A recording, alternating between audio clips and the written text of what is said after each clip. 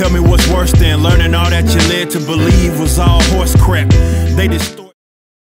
Welcome to 3 Count Commentaries, and today we're going to talk about WWE Most Wanted Treasures, Episode 8, featuring Greg the Hammer Valentine and Brutus the Barber Beefcake, aka the Dream Team. And this was probably one of my favorite episodes because it features 2 unsung heroes of the WWE, specifically Greg the Hammer Valentine.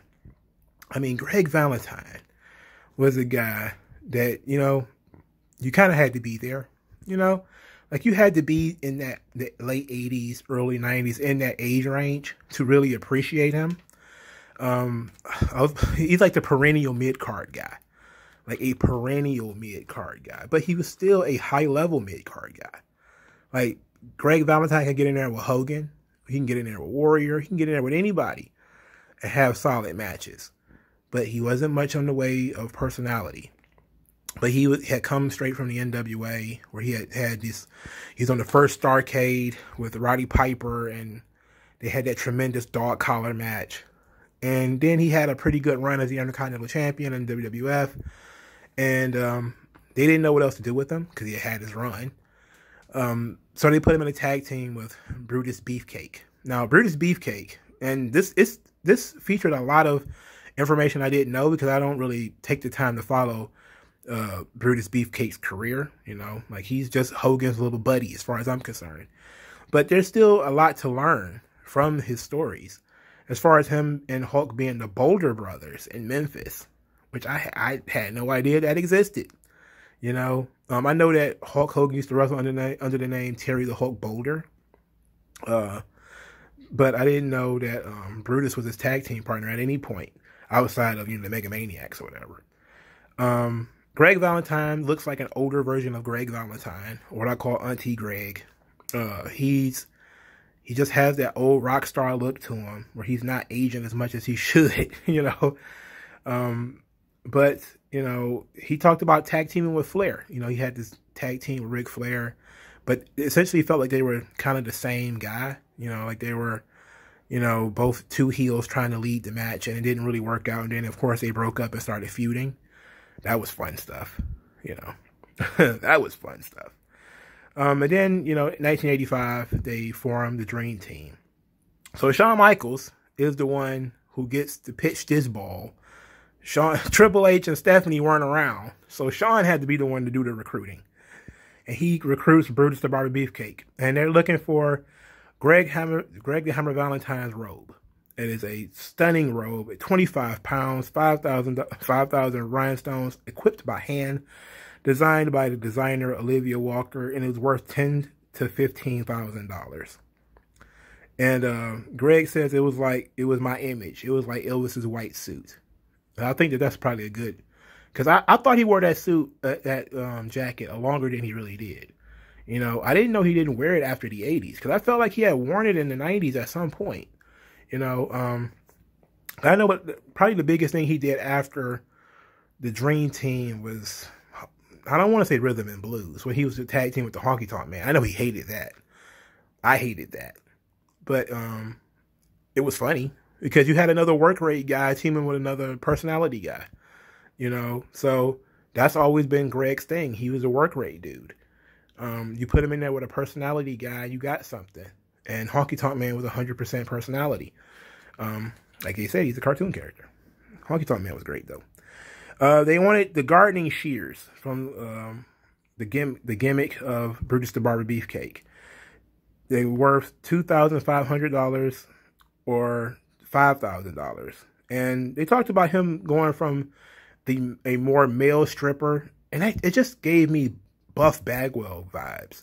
Like, Brutus the Barber Beefcake was Buff Bagwell before Buff Bagwell. Buff Bagwell, God, what a horrible character. The name is cool, but everything about Buff is absolutely weird.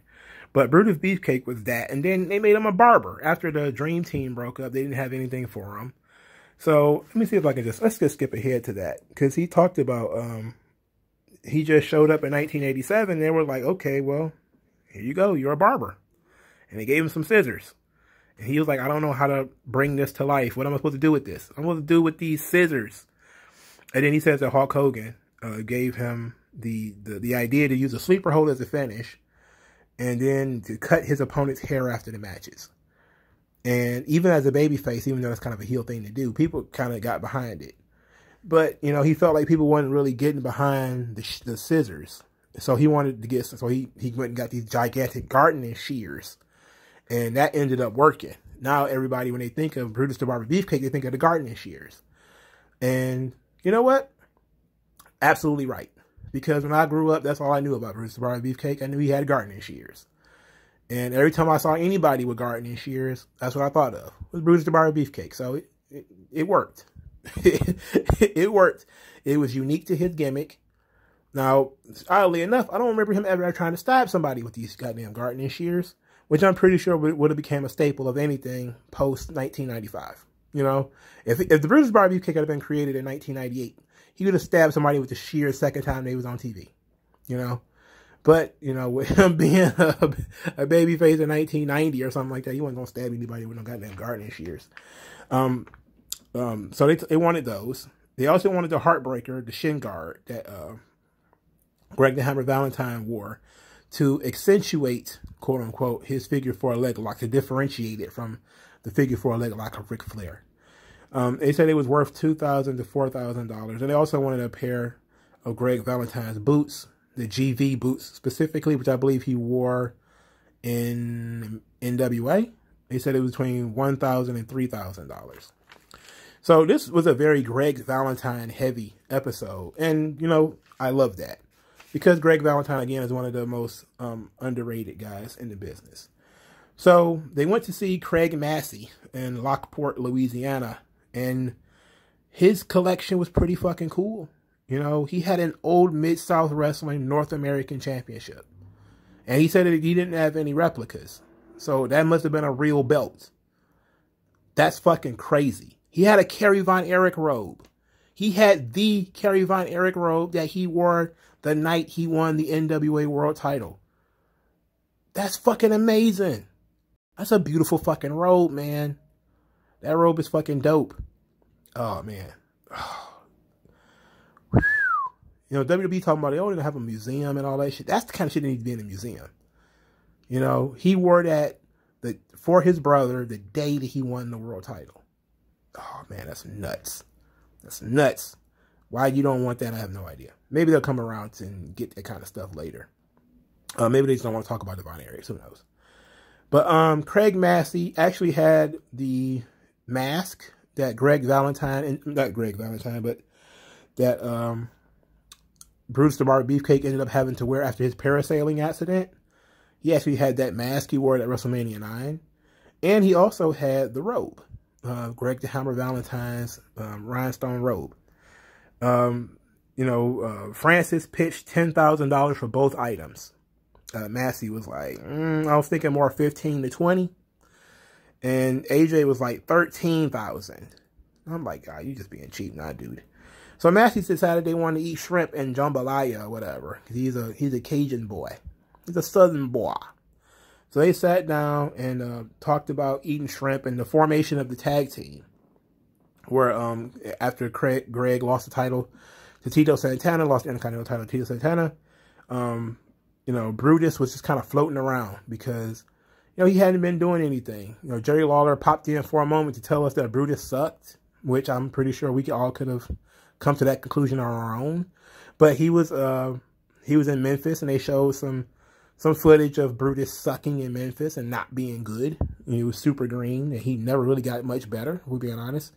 I'm just not a fan of Brutus Beefcake, right? I've always hated that character. And the fact that Hogan kept pushing him, like, he was the first guy to beat Mr. Perfect.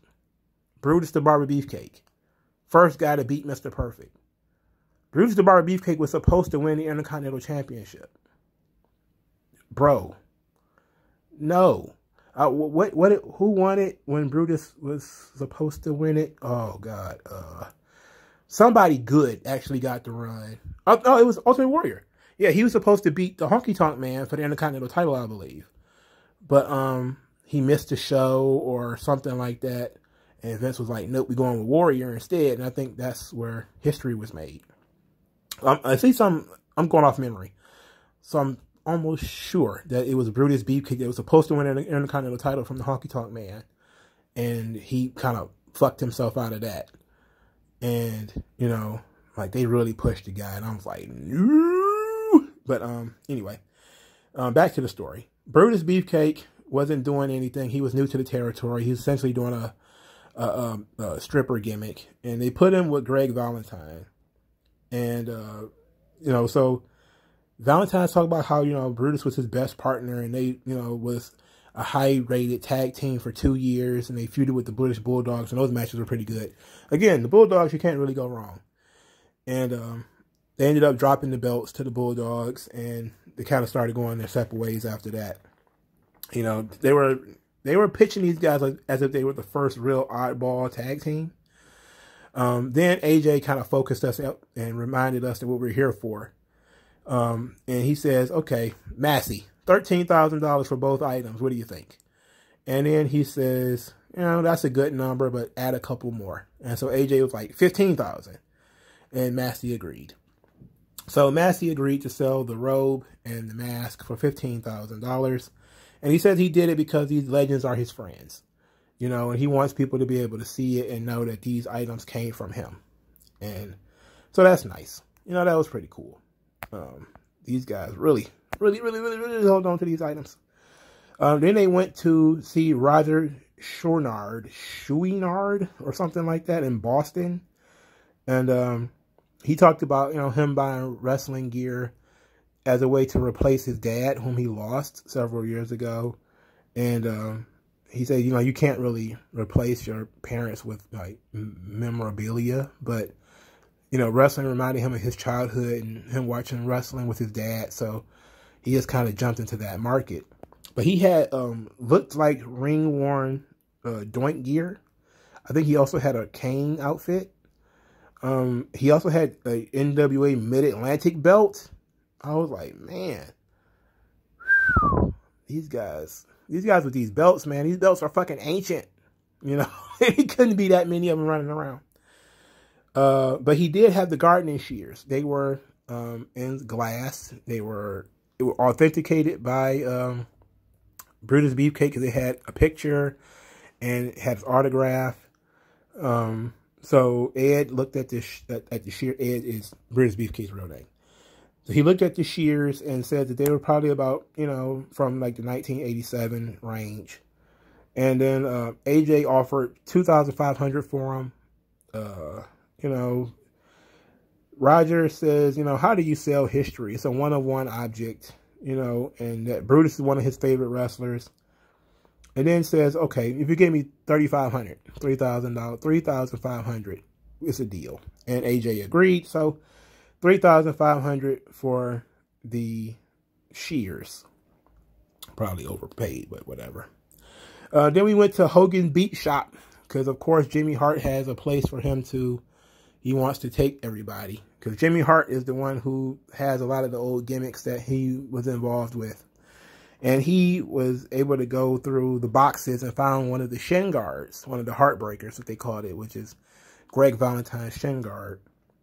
And they told the story about creating this and how Vince wanted him to do something different with the figure 4 leg lock. And what Greg came up with was, you know, a shin guard from an umpire, not an umpire, but what was that? What's that from a catcher from baseball? And they shaved it down to make it look metallic. Then they started designing it and everything. But you know, it started getting over as being an illegal weapon. And you hit people with it and, you know, led people to believe that it actually adds to the pressure of the figure 4. And it really started getting over. And these two guys, you know, they had it in a box somewhere, you know. Jimmy Hart had it in a box and said pretty much that they could have it, you know. He said, well, look, we're not going to be having any more matches, you know, and we're not going to be playing any baseball. And you guys, you know, helped me as a kid from Memphis come up to New York City and make all this money and, you know, be a big star. You know, I owe it to you. You know, so he gave it to him. And him and they actually added some extra, put some extra oomph on it because Greg Valentine and Jimmy Hart signed it. So that was pretty fucking dope. The boots were in Greg Valentine's house, where he actually had some old stuff of his. He had a Mid-Atlantic heavyweight belt too. And he actually had the GV boots that they were looking for. And he sold them for $1,000. So that was pretty sweet. They got everything they were looking for. And so they ended up buying the robe and the mask for $15,000. They ended up paying $3,500 for the gardening shears, $1,000 for the boots, and they got the heartbreaker for free, the Shin guard. So this episode was successful, and I'm really looking forward to the museum. I'm guessing the museum is probably going to be in Orlando, where Epic Universe is building their roller coaster. Well, NBC Universal is building a goddamn theme park. I'm guessing WWE is going to put their Hall of Fame / museum as an exhibit in the NBC's Epic Universe. That would be a great partnership. Of course, it continues the old NBC is going to buy WWE, but I don't know about that. Anyway, this ought to be sweet because these guys wouldn't be putting so much effort into finding this stuff if they weren't going to do something with it. So this was a Greg the Hammer Valentine very heavy episode, and I really enjoyed that. I like that they're taking a look at guys who are overlooked like Sergeant Slaughter and Greg Valentine. You know, ought to be so much fun. But let me know what you guys think. Like this video, share this video, and subscribe to the channel. And I'll talk to you guys later, man. Peace.